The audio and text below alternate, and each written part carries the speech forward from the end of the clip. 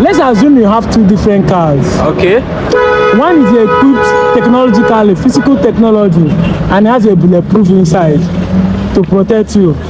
One is not equipped, but it has a spiritual power to protect you. Now you are in these two different cars, and they are shooting at you. Which one will protect you between the bulletproof and the anointing?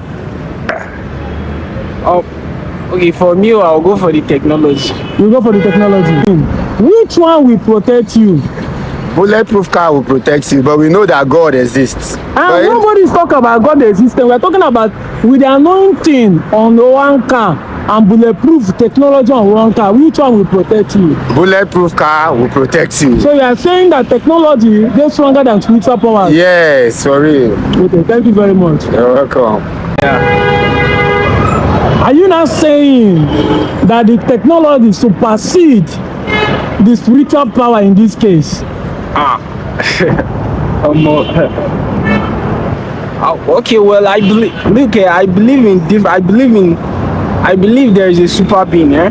Yeah. But then, I also believe in realms. So, Okay. so I believe in this world, in this earth. I believe more in technology than the spiritual. Here on this earth.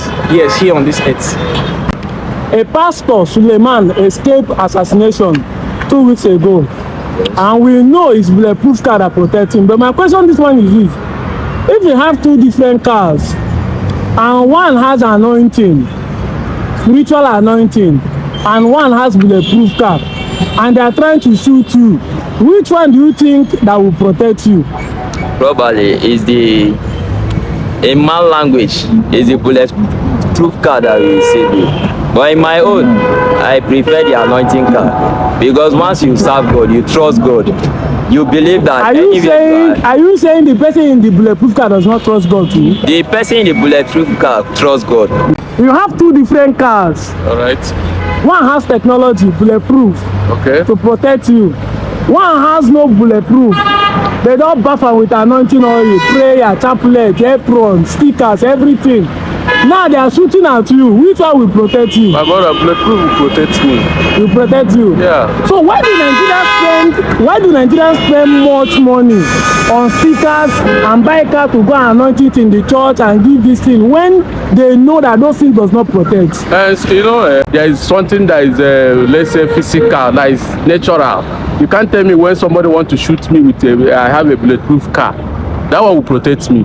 Man, the olive oil you pour in your car will not even do anything for you. That is the main thing. So let's not deceive ourselves on this issue, whether anointing oil or whatever. If you believe anointing oil, you believe it your own. So you are saying in this case, technology supersedes the spiritual power.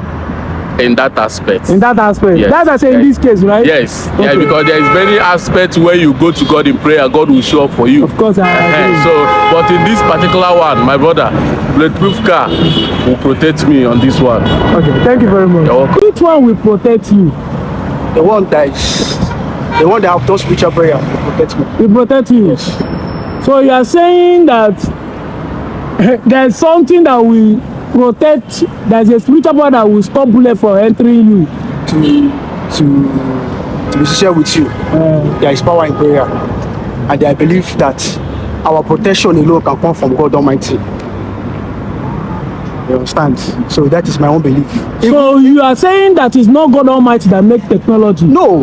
No. You have to stand by your own word. I'm saying. You see, the problem we have is.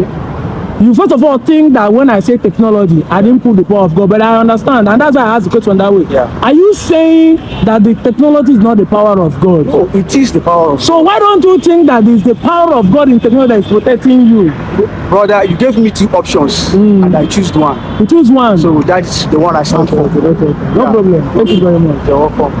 So 99% of the people believe that God is omniscience. Yet, they don't see God in technology and science. You say God is omniscience, but when science do wonders, you don't see God in it.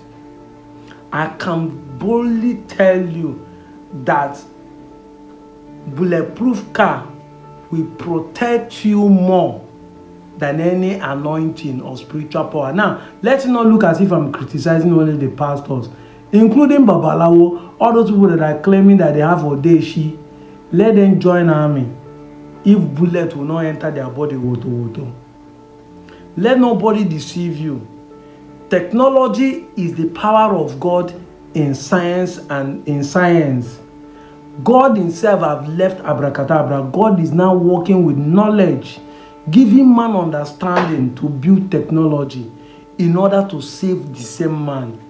Now, for your information, if God allows man to be advanced in technology, do you think that God that give man the wisdom to discover those things, that same God will not be advanced? You think God will still be using the archaic way to solve issue if man that God made and give them wisdom to do all these things are advancing in technology and advancing in a way of solving problem? You think that same God will not be advancing in way of solving problem? You think that same God will be using abracadabra in these modern days? This is where people are getting it wrong. God himself has moved. God himself is advanced. Israel, the most blessed nation in the world, last year discovered what they call the Iron Dome, a technology to intercept rocket launch against the nation. Israel does not depend in the name of Jesus or Jehovah Jireh to protect themselves. They depend on technology. So if God gives man the wisdom, the ability to do all those things, why do you think that God is still in anointing oil to protect people? It is you that don't understand this.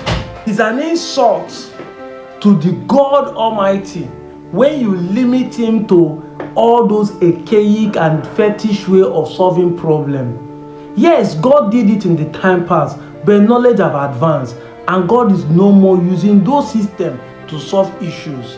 He has given you wisdom. Let me end with this story. I know that God divided the Red Sea, but I'm telling you today, God will not divide the Red Sea again. Why? Because knowledge have abounded.